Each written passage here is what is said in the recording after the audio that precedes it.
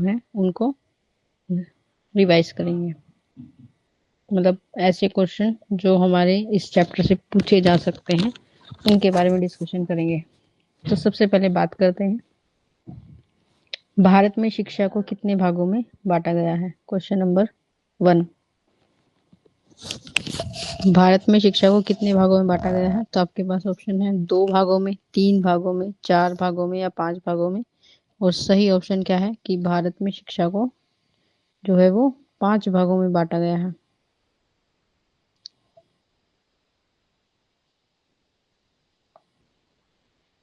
तो 4 भागों में बांटा गया, option number C. Question number 2, प्राथमिक विद्यालय में कक्षाएं कौन सी होती हैं, यानी प्राइमरी स्कूल में कौन सी क्लासेस होती हैं।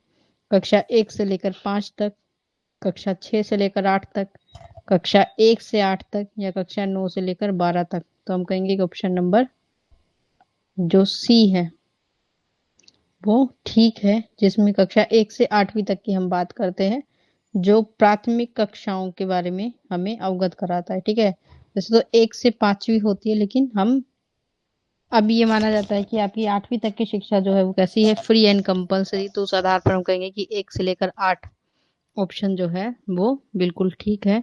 या फिर ए या बी हम दोनों कह सकते हैं कि अगर प्राथमिक की बात हो रही है, ठीक है, तो आप ऑप्शन ए के साथ भी जा सकते हैं। ठीक है, और अगर आपके पास 6ठी से 8वीं का ऑप्शन नहीं है तो आप ऑप्शन ए के साथ जा सकते हैं।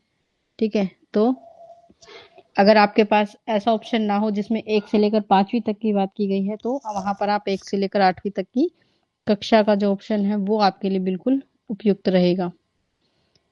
फिर है क्वेश्चन नंबर 3, जिसमें निम्न प्राथमिक कक्षाएं कौन सी होती हैं। 1 से लेकर 5वीं तक, कक्षा 6ठी से 8वीं तक, कक्षा 1 से 8वीं तक या 9 से लेकर 12वीं तक। तो हमने पढ़ा था कि 2 स्तर का जो है हमारा प्राथमिक विद्यालय होता है, एक निम्न स्तर का, एक दूसरा होता है उच्च स्तर का।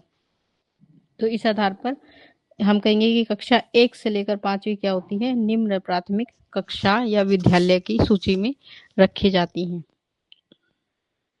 क्वेश्चन नंबर 4,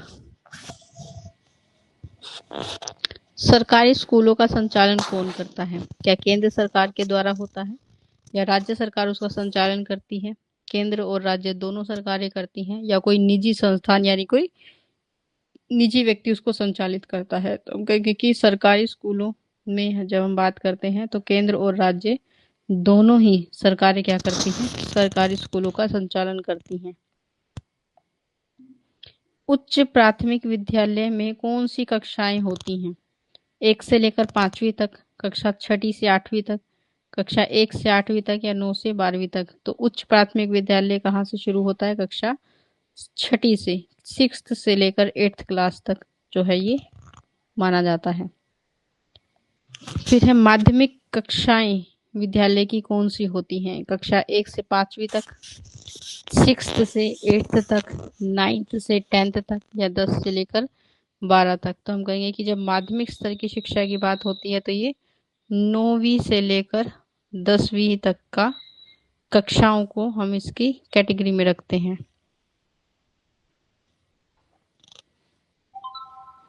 उच्च वरिष्ठ माध्यमिक विद्यालय की कक्षाएं कौन सी होती हैं। कक्षा 1 से लेकर 5वीं तक, कक्षा 6ठी से लेकर 8वीं तक या कक्षा 9वीं और 10वीं तक या फिर 11वीं से 12वीं तक। तो उच्च वरिष्ठ माध्यमिक विद्यालय में आपने देखा है कि कक्षा 11वीं और 12वीं को इसके नीचे जो है रखा जाता है कि आप जब 12th पास कर लेते हैं तो आप कैसे स्कूल से पढ़ते हैं, उच्च वरिष्ठ माध्यमिक विद्यालयों से ये शिक्षा आपको प्राप्त होती है। फिर स्कूलों के प्रकार कौन कौन से होते हैं। हमने अलग अलग तरह के प्रकार पढ़े थे स्कूलों के। ठीक है, सरकारी स्कूल होता है, गैर सरकारी स्कूल होता है, सरकारी और गैर सरकारी होता है, या केवल निजी स्कूल होता है। तो आपने देखा था कि सरकारी और गैर सरकारी 2 प्रकार के स्कूल आपके पास होते हैं। और इसमें भी हमने देखा था कि बहुत सारे प्रकार आपके पास होते हैं, जैसे कुछ निजी होते हैं, कुछ सरकार के द्वारा अनुदान प्राप्त होते हैं, कुछ संस्था के द्वारा संचालित होते हैं। तो मोटे तौर पर हम इनको 2 भागों में बांटते हैं, कुछ सरकारी और दूसरे गैर सरकारी। फिर केंद्रीय माध्यमिक विद्यालयों का संचालन कौन करता है।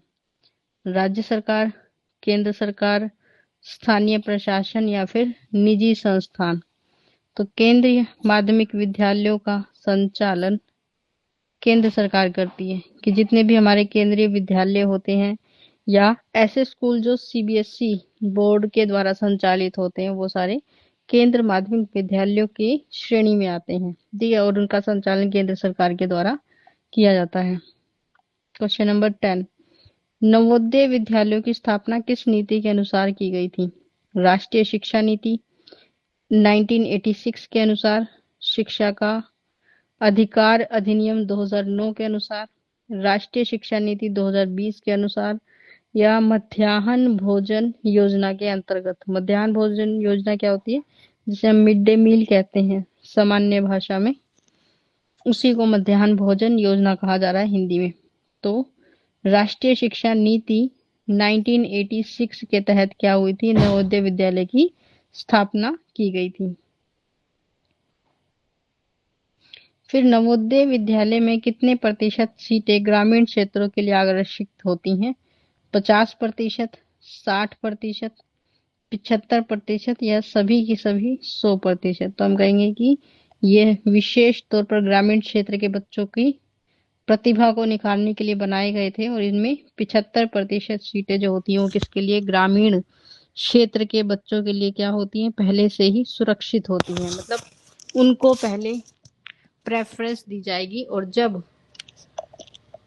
उतने बच्चों का एडमिशन ग्रामीण क्षेत्र पे हो जाता है उसके बाद जो है अन्य लोगों को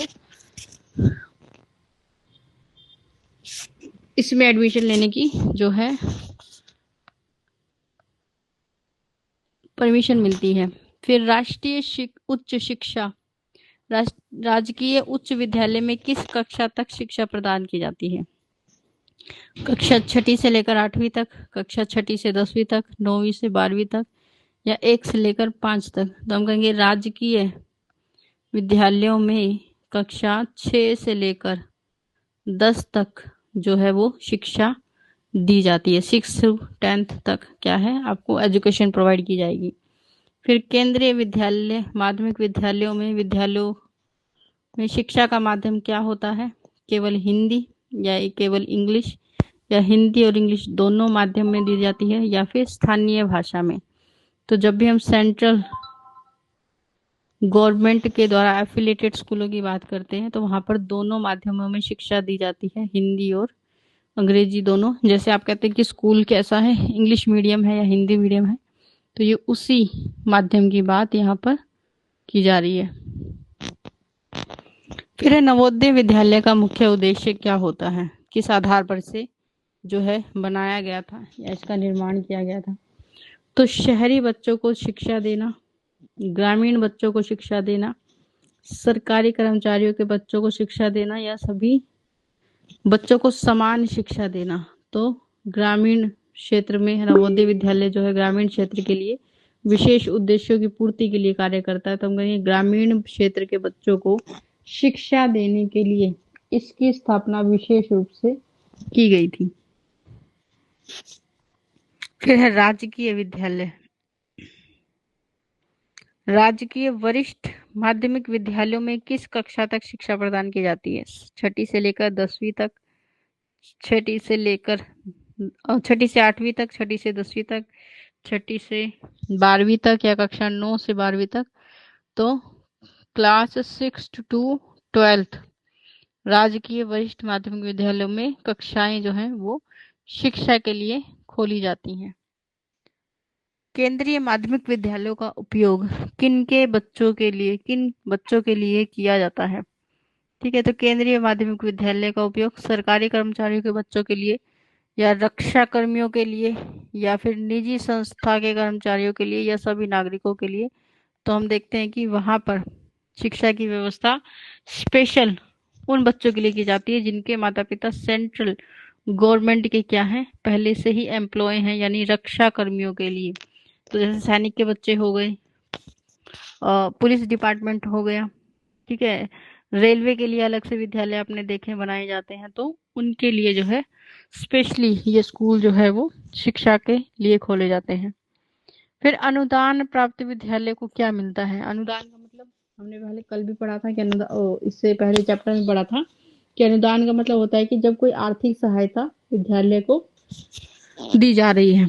तो सरकारी अनुदान विद्यालय, निजी अनुदान या कोई अनुदान नहीं, या फिर सामुदायिक अनुदान। ठीक है, तो अनुदान हमेशा किससे मिलता है? सरकार से मिलता है। और हमने पढ़ा था कि इसके लिए सरकार की क्या होती है, कुछ विशेष शर्तें होती हैं।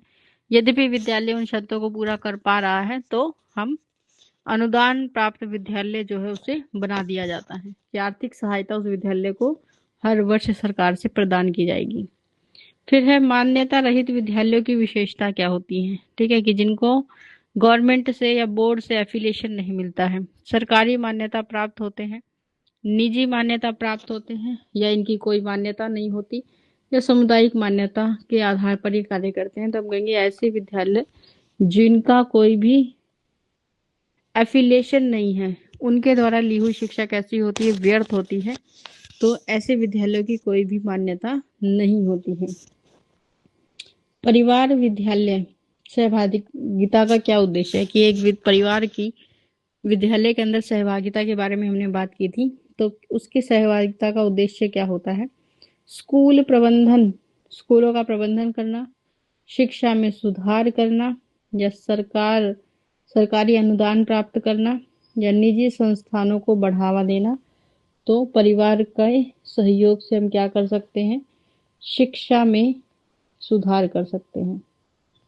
ठीक है, तो शिक्षा में सुधार करना क्या है इसकी उद्देश्यों में शामिल है, ऑप्शन नंबर बी। फिर अनुदान रहित विद्यालय, अनुदान रहित मान्यता प्राप्त विद्यालयों की जब हम बात करते हैं, अनुदान रहित मान्यता प्राप्त विद्यालय को क्या नहीं मिलता? सरकारी अनुदान, निजी अनुदान, सामुदायिक अनुदान, या कोई अनुदान नहीं मिलता। तब कहेंगे कि अनुदान रहित मान्यता प्राप्त विद्यालयों को क्या नहीं मिलता? सरकार की तरफ से कोई भी आर्थिक सहायता जो है उन्हें नहीं दी जाती, लेकिन वो कैसे हैं? सरकार के द्वारा मान्यता उन्हें दी गई है कि बोर्ड ऑफ स्कूल एजुकेशन जो है उनको परीक्षाएं करवाने के जो अनुमति प्रदान करता है। स्कूल परिवार साझेदारी से क्या लाभ होता है? अगर स्कूल परिवार में साझेदारी करता है तो क्या लाभ होगा उससे? शिक्षा में सुधार होगा, सरकारी अनुदान में वृद्धि होगी, निजी संस्थाओं को बढ़ावा मिलेगा, या स्कूल प्रबंधन में सुधार होगा। तो हम कहेंगे कि इससे क्या होता है कि शिक्षा में सुधार किया जा सकता है।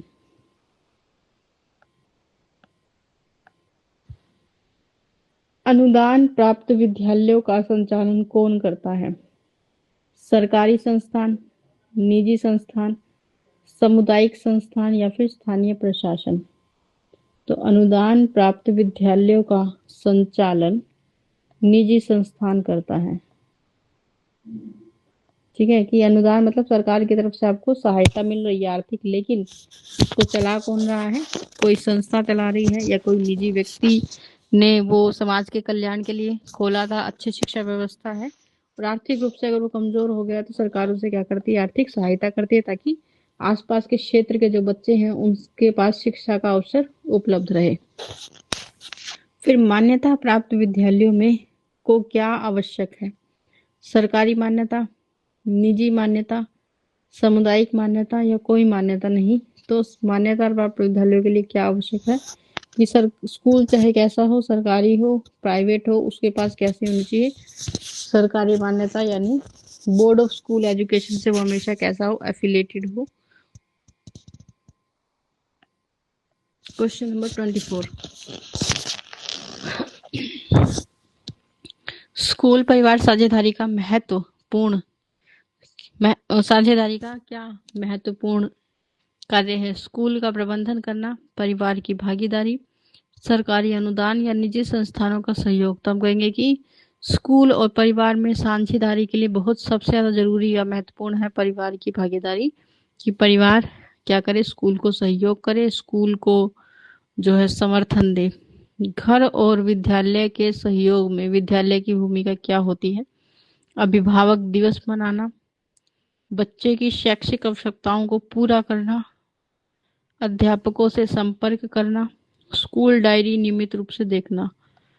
तो अध्यापक को क्या करना चाहिए कि घर और विद्यालय में सहयोग जो है उसकी अहम भूमिका में अभिभावक दिवस मनाना, ताकि माता पिता जो है वो स्कूल में आकर स्कूल की गतिविधियों को देखें, स्कूल की जो प्रति उनके अंदर एक विश्वास आए, ठीक है, कि जैसा सामाजिक व्यवस्था वो स्कूल के अंदर चाहते हैं, समाज के आधार पर शिक्षा चाहते हैं, उसके बारे में सुझाव या विचार विमर्श किया जा सके। तो इसके लिए उनकी भूमिका को सक्रिय बनाने के लिए हमें ऐसे प्रयास करने चाहिए जिससे माता पिता जो है स्कूल के प्रति सहयोग देने के लिए तैयार हों। फिर अध्यापक और अभिभावक संघ का उद्देश्य क्या होता है? विद्यालय के प्रबंधन करना, शिक्षा में सुधार करना, सरकारी अनुदान प्राप्त करना या निजी संस्थाओं को बढ़ावा देना। तो हम कहेंगे माता पिता या और अध्यापकों के सहयोग से हम क्या कर सकते हैं? शिक्षा में सुधार कर सकते हैं, और उसके लिए हम किसकी स्थापना करते हैं? पीटीएम ऑर्गेनाइजेशन की स्थापना करते हैं, यानी परिवार अभिभावक संघ बनाया जाता है। घर व विद्यालय में सहयोग में परिवार की क्या भूमिका होती है? बच्चे की शैक्षिक आवश्यकताओं को पूरा करना, अभिभावक दिवस मनाना, अध्यापक अभिभावक संघ बनना या विद्यालय के समारोह में भाग लेना। तो बच्चे की शैक्षिक गतिविधियों या आवश्यकताओं को क्या करना? पूरा करना, मतलब जिस भी चीज की उन्हें आवश्यकता है शिक्षा को ग्रहण करने के लिए, वो उनको सही समय पर उपलब्ध कराई जाए। ये सहयोग जो है माता पिता विद्यालय के लिए कर सकते हैं, ताकि जो हमारी शिक्षा है उसके रूप को आसान और सरल बनाया जाए। फिर स्कूल डायरी के बारे में बात करेंगे। स्कूल डायरी का उपयोग किस लिए किया जाता है? बच्चों की प्रगति को ट्रैक करने के लिए, अभिभावकों को सूचित करने के लिए, अध्यापकों को सूचित करने के लिए, या उपरोक्त सभी। तो हम कहेंगे इन सभी कार्यों में हम क्या कर सकते हैं? स्कूल डायरी का उपयोग कर सकते हैं कि आप बच्चे के प्रति उसकी प्रगति के बारे में माता पिता को अवगत कराना चाहते हैं। अभिभावक जो है किसी समस्या से के संबंध में अध्यापक को किसी के बारे में अवगत कराना चाहते हैं, या फिर माता पिता को हम कोई सूचना देना चाहते हैं। हर कार्य के लिए स्कूल डायरी का उपयोग जो है किया जा सकता है। अभिभावक दिवस मनाने का उद्देश्य क्या होता है? किस लिए हम अभिभावक दिवस मनाते हैं? तो विद्यालय का प्रबंधन के लिए, शिक्षा में सुधार के लिए, अभिभावक और अध्यापकों के बीच संवाद बढ़ाने के लिए, या सरकारी अनुदान प्राप्त करने के लिए। तो हम कहेंगे कि अभिभावक और अध्यापकों में संवाद को बढ़ावा देने के लिए, उनके बीच में आपसी समझ को बेहतर बनाने के लिए हम क्या करते हैं? इस प्रकार के डेज का सेलिब्रेशन किया जाता है। विद्यालय समारोह में अभिभावकों को आमंत्रित करने का से क्या लाभ होता है? विद्यालय की आय बढ़ती है, अभिभावकों और अध्यापकों के बीच संवाद बढ़ता है, सरकारी अनुदान प्राप्त होता है, या निजी संस्थाओं को बढ़ावा मिलता है। तो जब भी हम किसी कार्यक्रम में माता पिता को आमंत्रित करते हैं तो इससे क्या लाभ होगा? अभिभावक और अध्यापक के बीच में संवाद जो है वो बेहतर होता है। उनके संवाद को बेहतर और अच्छा बनाने के लिए ऐसे समारोह या कार्यक्रमों में हमें उन्हें आमंत्रित करना चाहिए। फिर सहगामी गतिविधियों का महत्व क्या है? शिक्षा में सुधार करना, विद्यालय का प्रबंध करना, सरकारी अनुदान प्राप्त करना, निजी संस्थाओं को बढ़ावा देना।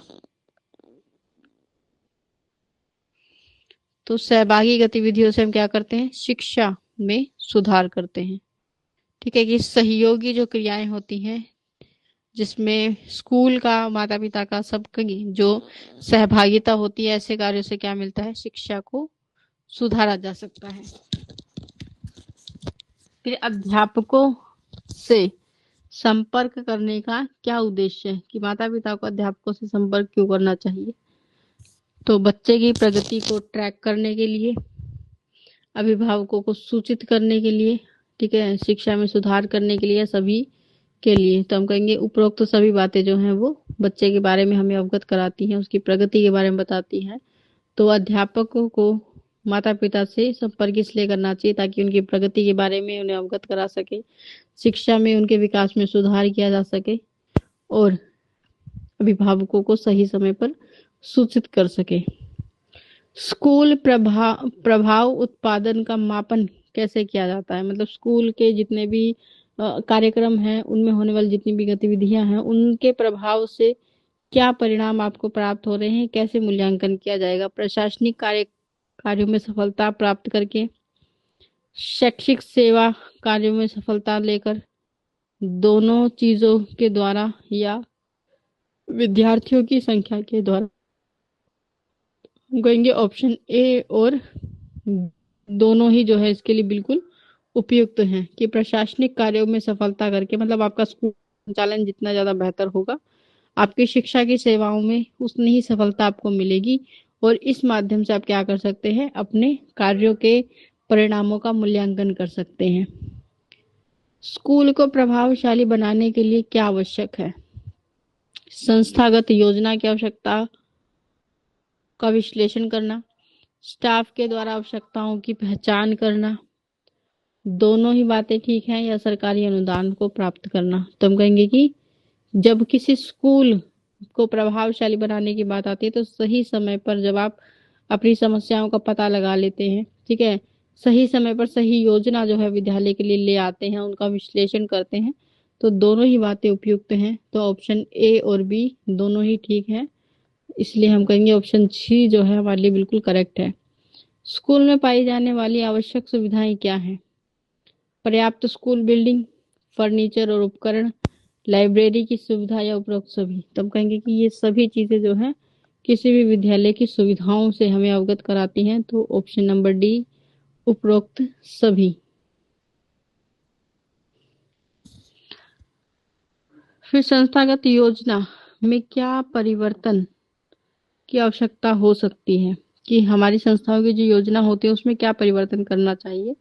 केवल प्रवेश प्रक्रिया में परिवर्तन, परीक्षा प्रणाली में सुधार, विभिन्न सुविधाओं का प्रावधान, उपरोक्त सभी। तो हम कहेंगे उपरोक्त सभी, कि हम जब किसी भी योजना में सुधार की बात करते हैं तो वो सुधार किसी भी आधार पर हो सकता है, परीक्षाओं के आधार पर, प्रवेश के आधार पर, अलग अलग सुविधाओं के आधार पर। तो संस्थाओं की योजनाओं में हम कहेंगे उपरोक्त सभी बातें जो है वो आवश्यक परिवर्तन लाने के लिए उपयोगी हैं। स्कूल की प्रभाव उत्पादकता को बढ़ाने के लिए हमें क्या करना चाहिए? ठीक है, कि हम जो भी कर रहे हैं स्कूल में उसके प्रभाव को बढ़ाने के लिए क्या करना चाहिए? संस्थागत योजनाएं बनानी चाहिए, स्टाफ को प्रशिक्षित करना चाहिए, ठीक है, संसाधनों का सही उपयोग करना चाहिए। ठीक है, तो देखो उपयोग तीनों बातें जो हैं बिल्कुल ठीक है, कि योजनाएं बनाएं, स्टाफ को ट्रेनिंग दिलाएं, और संसाधनों का उपयोग भी करें। ठीक है, कि आपके पास जो भी मटेरियल, जो भी सुविधाएं आपको विद्यालय ने दी हैं उनका सही इस्तेमाल। तो हम कहेंगे उपरोक्त सभी बातें जो हैं किसी भी उत्पादन को बढ़ाने के लिए स्कूल में आवश्यक है। तो ऑप्शन नंबर डी। स्कूल की आवश्यकताओं को पहचानना, स्कूल की आवश्यकताओं को कौन पहचानता है? स्टाफ, या प्रशासन, विद्यार्थी, या अभिभावक। तो हम कहेंगे स्कूल की जितनी भी आवश्यकताएं हैं उनको सबसे अधिक पहचान पाने की क्षमता किसमें होती है? अध्यापकों में, यानी आपके स्टाफ सदस्यों में होती है, क्योंकि वो सभी समय पर क्या है उनके साथ कार्य कर रहे होते हैं। ठीक है, चाहे बच्चों से संबंधित हो, चाहे आपके क्षेत्र यानी स्कूल से संबंधित कोई भी समस्या है, स्टाफ जो है वो बेहतर तरीके से उसको पहचान पाता है और आपको उसके बारे में अवगत करा पाएगा। स्कूल में कौन सी सुविधाएं होनी चाहिए, कौन कौन सी फैसिलिटीज होनी चाहिए? स्टाफ के लिए मकान, यानी स्टाफ के रहने की व्यवस्था, खेल का मैदान, हॉस्टल, ठीक है, उपरोक्त तो सभी। तो अलग अलग आधार पर हम क्या करते हैं, विद्यालय की स्थापना करते हैं, ठीक है, और सभी चीजें जो है आप अपने विद्यालय में उपलब्ध करा सकते हैं। ठीक है, कि स्टाफ के लिए रहने की व्यवस्था हो, खेल के लिए मैदान भी हो, ठीक है, और हॉस्टल फैसिलिटी बच्चों के लिए भी हो, ताकि विद्यालय में ही बच्चे जो है रहकर शिक्षा ग्रहण कर सके। संस्थागत योजना का उद्देश्य क्या होता है?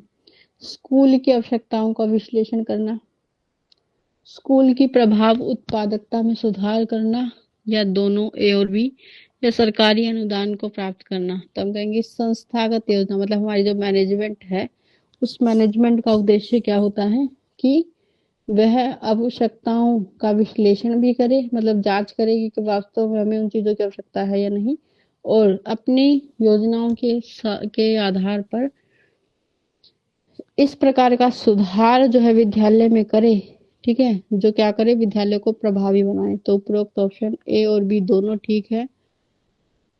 स्कूल की आवश्यकताओं का सर्वेक्षण करने का क्या उद्देश्य है, कि हम स्कूल की जो आवश्यकताएं हैं उनके बारे में निरीक्षण क्यों करना चाहिए। तो स्कूल की कमियों को पहचानने के लिए, संसाधनों के सही उपयोग के लिए, सुधार कार्यक्रमों को तैयार करने के लिए, या स्कूल की गुणवत्ता में सुधार करने के लिए। तो हम कहेंगे कि स्कूल की गुणवत्ता में सुधार करने के लिए आवश्यक है कि हम अपने पास जितनी भी चीजें हैं उनकी समय समय पर क्या करते रहे, जांच करते रहे।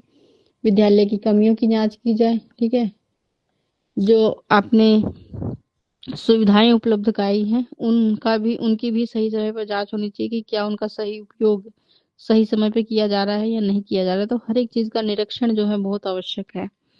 फिर स्कूल के संसाधनों में क्या शामिल है, पुस्तकालय और प्रयोगशाला। संसाधन मतलब कि जो हमें सुविधा दे। तो पुस्तकालय और प्रयोगशाला, खेल का मैदान और स्टेडियम, यातायात की सुविधाएं या उपकरण, यहाँ पे मिस प्रिंट है, ठीक है, यातायात आएगा, यातायात मतलब आने जाने की सुविधा विद्यालय में। शैक्षिक और सह शैक्षिक गतिविधियां, ठीक है, तो हम कहेंगे कि स्कूल के संसाधनों में क्या शामिल है, शैक्षिक मतलब शिक्षा के लिए भी गतिविधियां होनी चाहिए और ऐसी गतिविधियां भी होनी चाहिए जो शिक्षा के अलावा अन्य जो विकास है उसको फोकस करती है। तो दोनों प्रकार की सुविधाएं जो है विद्यालय में होनी चाहिए। तो जैसे आप अगर सिर्फ ऑप्शन ए का अगर चुनाव कर रहे हैं, अगर आपको ऐसा लगता है कि ऑप्शन ए जो है वो ठीक है, तो ऑप्शन ए में देखिए पुस्तकालय और प्रयोगशाला दोनों ही शिक्षा से संबंधित है। ऑप्शन बी खेल का मैदान और स्टेडियम दोनों ही खेल से संबंधित है। यातायात की सुविधाएं और उपकरण दोनों ही अन्य कार्यों से संबंधित है। जबकि ऑप्शन डी जो है वो शिक्षा, खेल, अन्य कार्य सबको लेकर चल रहा है। तो ऑप्शन डी सबसे उपयुक्त है हमारे प्रश्न के अनुसार। फिर है सुधार कार्यक्रमों को तैयार करने के लिए क्या आवश्यक है। स्कूल की आवश्यकताओं का विश्लेषण, संसाधनों की उपलब्धता की जानकारी, शैक्षिक और प्रशासनिक अधिकारियों की सलाह, या फिर स्कूल की आवश्यकताओं और संसाधनों का आकलन। तो हम कहेंगे जब भी हम किसी विद्यालय में सुधार कार्य चला रहे हैं, कोई नई योजना लेकर आ रहे हैं, किसी चीज में बदलाव लेकर आ रहे हैं, तो उसके लिए सबसे ज्यादा जरूरी है ऑप्शन डी, स्कूल और संसाधनों का अवलोकन करना। ठीक है, कि पहले आप क्या करें, अपनी आवश्यकताओं के बारे में जानें, अपने साधनों को जांचें, ठीक है, उसके बाद जो है कोई भी योजना या सुधार कार्यक्रम लेकर आए। स्कूल की प्रभाव उत्पादकता को बढ़ाने के लिए क्या करना चाहिए, संसाधनों का सही उपयोग, सुधार कार्यक्रम को लागू करना, शिक्षकों और छात्रों की भागीदारी को बढ़ाना, या स्कूल की गुणवत्ता में सुधार करने के लिए निरंतर प्रयास करना, लगातार जो है मेहनत करना। तो हम कहेंगे कि ऑप्शन नंबर डी, स्कूल की गुणवत्ता में यानी उसकी क्वालिटी में सुधार लाने के लिए लगातार हमें क्या करना है, प्रयास करना है। और ये प्रयास कैसे हो सकते हैं, संसाधनों को लाना, ठीक है, सुधार कार्य को लाना, और शिक्षक और छात्रों की भागीदारी, तीनों को बढ़ावा देना। ठीक है, तो इससे क्या होगा, गुणवत्ता यानी क्वालिटी में सुधार होगा, और क्वालिटी में सुधार करेंगे तो आपकी एजुकेशन में जो है वो सुधार होगा। क्वेश्चन नंबर 45, स्कूल परियोजनाएं किस प्रकार तैयार की जाती है, मतलब किसी भी स्कूल के लिए कोई योजना अगर लेकर आई जा रही है तो किस आधार पर लेकर आई जाती है। स्कूल बिल्डिंग से संबंधित परियोजनाएं हो सकती हैं, अनुदेशन सामग्री से संबंधित परियोजनाएं हो सकती हैं, विद्यार्थी के हित के लिए परियोजनाएं हो सकती हैं, स्कूल के शैक्षिक और प्रशासनिक सुधार के लिए। तो स्कूल के शैक्षिक और प्रशासनिक सुधार के लिए हम क्या लेकर आ सकते हैं, योजना लेकर आ सकते हैं जो शिक्षा में भी सुधार करेगा और आपके प्रशासन की व्यवस्था में क्या करेगा, सुधार करेगा। तो ऑप्शन नंबर डी। फिर परियोजनाओं को कार्यान्वित करना के लिए क्या आवश्यक है, क्या जरूरी है किसी परियोजना को चलाने के लिए, अधिक प्रयास और संसाधनों का उपयोग, परियोजना के उद्देश्यों की स्पष्टता, परियोजना के परिणामों का मूल्यांकन, परियोजना के क्रियान्वयन के लिए एक स्पष्ट योजना। तो हम कहेंगे कि परियोजना के क्रियान्वयन के लिए एक स्पष्ट योजना की, जब भी आप कोई क्या लेकर आ रहे हैं, योजना लेकर आ रहे हैं, तो उस योजना का उद्देश्य जो है वो कैसा होना चाहिए, स्पष्ट होना चाहिए कि हम ये योजना इस उद्देश्य की पूर्ति के लिए लेकर आ रहे हैं। तो ऑप्शन नंबर डी। फिर परियोजनाओं के मूल्यांकन का आधार किस आधार पर किया जाता है? परियोजना के परिणामों के आधार पर, परियोजना के उद्देश्यों की प्राप्ति के आधार पर, या परियोजना के संसाधनों के उपयोग के आधार पर, या फिर परियोजना की सफलता का आकलन करने के लिए एक व्यापक मूल्यांकन करने के आधार पर, किस आधार पर हमें परियोजना का जो है मूल्यांकन करना चाहिए, मतलब उसके परिणामों के आधार पर हम कह सकते हैं कि हमें किस तरह से ये पता लगाना चाहिए कि परियोजना हमारे लिए अच्छी है या बुरी है, या उससे हमें कोई लाभ हो रहा है या नहीं हो रहा, तो उसका आधार क्या होना चाहिए। तो हम कहेंगे कि किसी भी परियोजना का जो आधार होता है वो आधार क्या है? ऑप्शन नंबर डी, कि परियोजना की सफलता का आकलन करने के लिए हमें एक व्यापक मूल्यांकन, मतलब हमारा मूल्यांकन करने का जो तरीका है वो भी बेहतर होना चाहिए, ठीक है। और उस आधार पर अगर हम मूल्यांकन करेंगे तो हमें परियोजना का जो मूल्यांकन है वो सही परिणाम जो है उससे प्राप्त होगा। तो परियोजना की सफलता का आकलन करने के लिए एक व्यापक मूल्यांकन हमें करना चाहिए। फिर है क्वेश्चन नंबर 48, स्कूल परियोजना के उदाहरण क्या है? लाइब्रेरी की परियोजना, आंतरिक मूल्यांकन संबंधी परियोजना, विद्यार्थियों के कौशल विकास के लिए परियोजना, या स्कूल के शैक्षिक और प्रशासनिक सुधार के लिए एक व्यापक परियोजना। तो हम कहेंगे ऑप्शन नंबर डी, कि स्कूल परियोजनाओं के उदाहरण में कि हम हर तरह की परियोजना के लिए कार्य कर सकते हैं, और ऐसी परियोजना जो शिक्षा, स्कूल के शैक्षिक और प्रशासन दोनों में क्या लेकर आएगी, एक व्यापक सुधार लेकर आती है, वो परियोजना क्या है, सबसे उचित और बेहतर होती है। क्वेश्चन नंबर 49, कि स्कूल परियोजनाओं का मुख्य उद्देश्य क्या होता है? स्कूल परियोजना की, स्कूल की शैक्षिक गुणवत्ता में सुधार करना, स्कूल के संसाधनों का सही उपयोग करना, विद्यार्थियों के लिए कौशल विकास में सुधार करना, या स्कूल के प्रशासनिक कार्यों को सुव्यवस्थित, मतलब दोबारा से क्या करना, उसकी व्यवस्था करना। तो हम कहेंगे ऑप्शन नंबर ए, स्कूल की शैक्षिक गुणवत्ता में सुधार करना हमारी परियोजना का मेन उद्देश्य होना चाहिए, कि योजना चाहे कैसे भी हो उसका आखिरी जो उद्देश्य है वो स्कूल की क्वालिटी ऑफ एजुकेशन में क्या करेगा, बढ़ोतरी करेगा। परियोजना के क्रियान्वयन के लिए क्या आवश्यक है, मतलब किसी भी परियोजना को संचालन करने के लिए क्या आवश्यक है?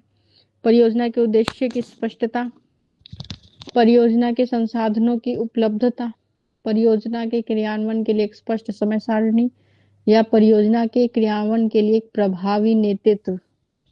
तो हम कहेंगे कि सबसे बेहतर क्या है, किसी भी परियोजना को चलाने के लिए सबसे ज्यादा आवश्यक क्या है, परियोजना को चलाने के लिए प्रभावी नेतृत्व। क्या आपने योजना बना ली, अच्छी योजना है, लेकिन अगर उसे आप लागू नहीं कर पाए सही ढंग से, तो उस परियोजना का कोई भी लाभ नहीं है। तो आपको जो गाइडेंस दे रहा है व्यक्ति, यानी आप कह सकते हैं कि जो मुख्य अध्यापक है उसका नेतृत्व जो है हमारे लिए सबसे ज्यादा महत्वपूर्ण होता है।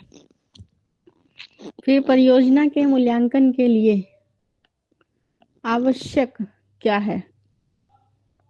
परियोजना के परिणामों का विश्लेषण करना, परियोजना के उद्देश्यों की प्राप्ति का मूल्यांकन करना, परियोजना के संसाधनों का मूल्यांकन करना, या परियोजना के प्रभावों का व्यापक मूल्यांकन करना। तो हम कहेंगे ऑप्शन नंबर डी, परियोजना के प्रभावों का क्या करना, मूल्यांकन करना हमारे लिए सबसे ज्यादा इम्पोर्टेंट जो है वो होता है। तो परियोजना के प्रभावों का व्यापक मूल्यांकन करना क्या है, हमारे लिए सबसे ज्यादा जरूरी है। फिर है क्वेश्चन नंबर 52, स्कूल परियोजनाओं के सफल क्रियान्वयन के लिए, मतलब उनको सही तरीके से लागू करने के लिए क्या आवश्यक है, क्या जरूरी है? स्कूल के शिक्षकों और कर्मचारियों की भागीदारी, या स्कूल के विद्यार्थियों की भागीदारी, स्कूल के प्रशासनिक अधिकारियों की भागीदारी या स्कूल के सभी हितधारकों की सक्रिय भागीदारी। तो हम कहेंगे कि स्कूल के सभी जो हितधारक हैं उनकी एक सक्रिय भागीदारी जो है हमारे लिए सबसे ज्यादा इम्पोर्टेंट होती है किसी भी योजना को चलाने के लिए। तो ऑप्शन नंबर डी जो है वो सबसे उपयुक्त है। ठीक है कि मतलब माता पिता का भी जो है वो क्या होना चाहिए, सहयोग होना चाहिए, समाज का भी सहयोग होना चाहिए। ठीक है, हितधारक उन्हें ही कहते हैं जो आपके स्कूल के हित के बारे में क्या करेंगे, बात करेंगे। ठीक है, और इस ये स्कूल के हित में कौन होता है, शिक्षक होंगे, कर्मचारी होंगे, विद्यार्थी जो है वो होते हैं, आपका प्रशासन है, आपका समाज है। ठीक है, इन्हीं को हितधारक कहते हैं। तो इन सब की सक्रिय भूमिका जो है वो क्या रहेगी, हमारे लिए इम्पोर्टेंट रहेगी। फिर स्कूल भवन निर्माण के लिए क्या आवश्यक है, विशाल और विस्तृत स्थान, नयन अभिराम कला या कलात्मकता, स्वास्थ्यप्रद और हृदयप्रद वातावरण, या स्कूल की आवश्यकताओं और उद्देश्यों के अनुसार निर्माण। तो हम कहेंगे कि जैसा स्कूल आप बना रहे हैं उसके आधार पर जो उसकी आवश्यकता है या जो उसके उद्देश्य हैं, उस आधार पर जो भी व्यवस्था आप करेंगे वही क्या है, उसकी आवश्यकता है।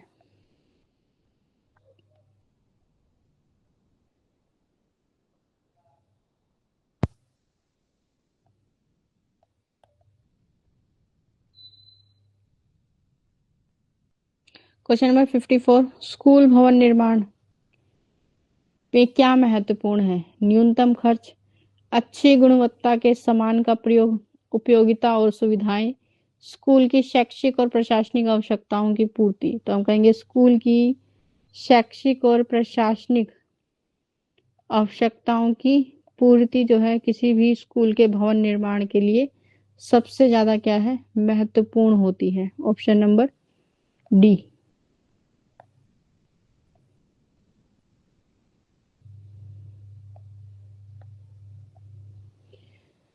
स्कूल भवन निर्माण कहाँ होना चाहिए, स्वास्थ्यप्रद और हृदयप्रद वातावरण में, शहरी क्षेत्र में, ग्रामीण क्षेत्र में, या स्कूल की आवश्यकताओं और उद्देश्यों के अनुसार।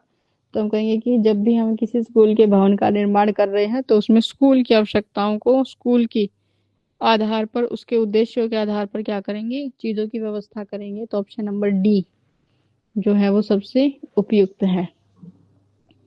फिर क्वेश्चन नंबर 57, स्कूल की सुविधाओं में क्या शामिल है, कक्षा में कमरे और प्रकाश, वायु संचार और फर्नीचर, स्टोर कक्ष और शौचालय, विद्यार्थियों के लिए उपयुक्त और सुरक्षित वातावरण। तो हम कहेंगे ऑप्शन नंबर डी कि विद्यालयों के जो वातावरण है वो कैसा होना चाहिए, उपयुक्त और सुरक्षित होना चाहिए। अगर उपयुक्त है तो उसमें हम हर एक बात का ध्यान रखेंगे। ठीक है, कि कमरे में प्रकाश भी अच्छा हो और कमरों में अच्छी व्यवस्थाएं हो, सब एक चीज जो है इसमें शामिल हो जाती हैं। फिर स्कूल के कक्षा में या स्कूल के कमरों में क्या आवश्यक है, पर्याप्त प्रकाश व्यवस्था, वायु संचार की सुविधा, उपयुक्त फर्नीचर, या शिक्षण और अधिगम के लिए उपयुक्त वातावरण। तो सीखने और सिखाने के लिए सही वातावरण सबसे ज्यादा इंपॉर्टेंट है। तो शिक्षण और अधिगम के लिए उपयुक्त वातावरण जो है वो स्कूल के कक्षा कमरों की सबसे ज्यादा महत्वपूर्ण आवश्यकता होती है।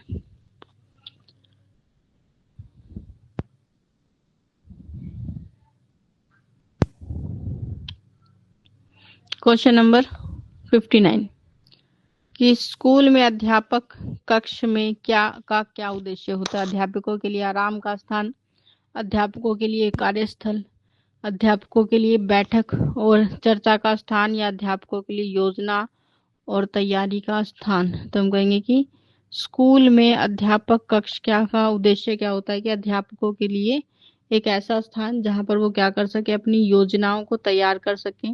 ठीक है, चाहे वो योजना किससे संबंधित हो, चाहे वो कक्षा के निर्माण से, ठीक है, जैसे आप लेसन प्लानिंग कहते हो उसको बनाने से हो सकती है, या फिर अन्य कार्य से संबंधित हो सकती है। तो योजनाओं की तैयारी के क्या एक स्थान। स्कूल में पेयजल व्यवस्था का क्या महत्व है, विद्यार्थी के लिए स्वच्छ पेयजल की उपलब्धता होनी चाहिए, अध्यापकों के लिए स्वच्छ पेयजल होना चाहिए, या स्कूल के कर्मचारियों के लिए पेयजल की उपलब्धता अच्छी होनी चाहिए, या विद्यार्थियों के स्वास्थ्य और स्वच्छता के लिए क्या है, पेयजल व्यवस्था जो है आवश्यक है। तो हम कहेंगे विद्यार्थियों के स्वास्थ्य और स्वच्छता के लिए क्या है, पेयजल व्यवस्था जो है वो महत्वपूर्ण स्थान रखती है। क्वेश्चन नंबर 61, प्राइमरी स्कूल की इमारत कैसी होनी चाहिए? तो जब हम किसी प्राइमरी स्कूल की बात करते हैं, क्या भीतरी प्रांगण वाला होना चाहिए, एल आकार का भवन होना चाहिए, सीधा और सरल भवन होना चाहिए, बच्चों की आवश्यकताओं और सुरक्षा के अनुसार होना चाहिए? तो हम कहेंगे कि ऑप्शन नंबर डी, बच्चों की आवश्यकताओं और सुरक्षाओं के अनुसार जो है ये होना चाहिए। फिर प्राइमरी स्कूल भवन के निर्माण के लिए क्या आवश्यक है? नक्शा तैयार करना, कुशल इंजीनियर की सलाह लेना, बच्चों की आवश्यकताओं का ध्यान रखना, या उपयुक्त स्थान और संस्था का चयन करना? तो प्राइमरी स्कूल भवन निर्माण के लिए क्या जरूरी है? उपयुक्त स्थान और संस्था का चयन करना, कि आप सही जगह का चुनाव करें, सही संस्था का चुनाव करें जो प्राइमरी स्कूल की व्यवस्था करें। फिर भीतर प्रांगण वाला भवन क्यों अच्छा होता है, क्यों उपयुक्त होता है? बच्चों की सुरक्षा के लिए, प्रकाश और हवा के लिए, खेल कूद के लिए, या शारीरिक और मानसिक विकास के लिए उपयुक्त वातावरण देता है। तो ऐसा स्कूल भवन जिसके अंदर आंगन है वो बच्चे के शारीरिक और मानसिक दोनों प्रकार के विकास के लिए एक अच्छा वातावरण देता है, उन्हें सुरक्षित भी महसूस होगा उसमें, और प्रकाश और रोशनी भी ऐसे में बनी रहती है। क्वेश्चन नंबर 64, प्राइमरी स्कूल भवन के निर्माण में क्या महत्वपूर्ण है? कम लागत, अधिक सुविधाएं, बच्चों की आवश्यकताओं का ध्यान रखना, भविष्य की आवश्यकताओं को ध्यान में रखकर उसका निर्माण करना? तो हम कहेंगे कि किसी भी विद्यालय के लिए बहुत आवश्यक है कि उसका निर्माण भविष्य की आवश्यकताओं को ध्यान में रखकर किया जाए, ताकि आने वाले समय में जो भी हमारी आवश्यकताएं हैं वो बदलने पर हमारे भवन की जो आवश्यकताएं हैं उसमें किसी प्रकार की कमी ना आए। फिर विद्यालय भवनों के निर्माण के लिए क्या आवश्यक है? शिक्षा आयोग के सुझाव, विद्यालय की आवश्यकता, उपयुक्त स्थान और संसाधन, विद्यालय के उद्देश्य और आवश्यकताओं के अनुसार योजना बनाना? तो हम कहेंगे कि विद्यालय के उद्देश्य और आवश्यकताओं के आधार पर योजनाओं को बनाना सबसे ज्यादा इम्पोर्टेंट होता है। क्वेश्चन नंबर 66, विद्यालय भवनों के संगठन के लिए क्या महत्वपूर्ण है? कक्षाओं की संख्या, अध्यापकों की संख्या, या विद्यार्थियों की संख्या, या विद्यालय के संसाधन और सुविधाओं को प्रभावी बनाना? तो हम कहेंगे ऑप्शन नंबर डी, विद्यालय के संसाधनों को और सुविधाओं को प्रभावी बनाना किसी भी विद्यालय भवन के संगठन के लिए सबसे ज्यादा महत्वपूर्ण होता है। फिर शिक्षा आयोग के सुझाव क्या है? विद्यालय भवन के निर्माण के लिए, विद्यालय की आवश्यकताओं का आकलन करने के लिए, विद्यालय के संसाधनों का उपयोग करने के लिए, या विद्यालय के उद्देश्य और आवश्यकताओं के अनुसार शिक्षा देने के लिए? तो कहेंगे कि विद्यालय के उद्देश्य और आवश्यकताओं के आधार पर क्या करना? शिक्षा प्रदान करना। कि हर जो भी शिक्षा प्रशासन है वो आपको हमेशा यही कहेगा, सुझाव देगा कि आपको शिक्षा की व्यवस्था किसके आधार पर करनी है? अपने विद्यालय की आवश्यकताओं के अनुसार करनी है। विद्यालय भवनों के निर्माण में क्या महत्वपूर्ण है? कम लागत, अधिक सुविधाएं, उपयुक्त स्थान और संसाधन, विद्यालय की भविष्य की आवश्यकताओं को ध्यान में रखकर उसका निर्माण। तो हम कहेंगे कि विद्यालय की भविष्य की आवश्यकताओं को ध्यान में रखते हुए उसका निर्माण करना जो है वो विद्यालय के निर्माण के लिए महत्वपूर्ण है। फिर लोकतंत्रीय भारत में स्कूल संगठन का क्या उद्देश्य है? बच्चों के सर्वांगीण विकास के लिए वातावरण तैयार करना, समाज की आवश्यकताओं को पूरा करना, शिक्षा की गुणवत्ता में सुधार करना, या बच्चों को लोकतांत्रिक मूल्यों की शिक्षा देना? तो बच्चों को लोकतांत्रिक मूल्यों की शिक्षा देना हमारे लिए सबसे ज्यादा महत्वपूर्ण है। स्कूल संगठन में सहयोग का सिद्धांत क्या है? मुख्य अध्यापक और शिक्षकों के बीच सहयोग, विद्यार्थियों और अभिभावकों के बीच में सहयोग, स्कूल के सभी सदस्यों के बीच में सहयोग, या स्कूल और समाज के बीच में सहयोग? तो हम कहेंगे कि सबसे ज्यादा इम्पोर्टेंट क्या होता है स्कूल संगठन में? किसका सहयोग? कि स्कूल के सभी सदस्यों के बीच में क्या होना चाहिए, सहयोग। एक दूसरे के प्रति कोऑपरेशन की जो भावना है वो ज्यादा इंपॉर्टेंट रोल प्ले करती है हमारे गेम्स, हमारे जो गोल्स होते हैं, ऑब्जेक्टिव्स होते हैं, उनको अचीव करने में। स्कूल संसाधन में लचीलेपन का सिद्धांत क्या है? स्कूल के नियमों और नियतियों में परिवर्तन नहीं करना, स्कूल के संसाधनों और अधिकतम स्कूल के संसाधनों का सबसे ज्यादा अधिकतम उपयोग करना, स्कूल के उद्देश्य और आवश्यकताओं के अनुसार परिवर्तन करना, या स्कूल के कर्मचारियों की संख्या में वृद्धि करना। तो हम कहेंगे कि सबसे ज्यादा महत्वपूर्ण क्या है कि स्कूल के उद्देश्यों और आवश्यकताओं के अनुसार परिवर्तन करना सबसे ज्यादा महत्वपूर्ण है। फिर बाल केंद्रित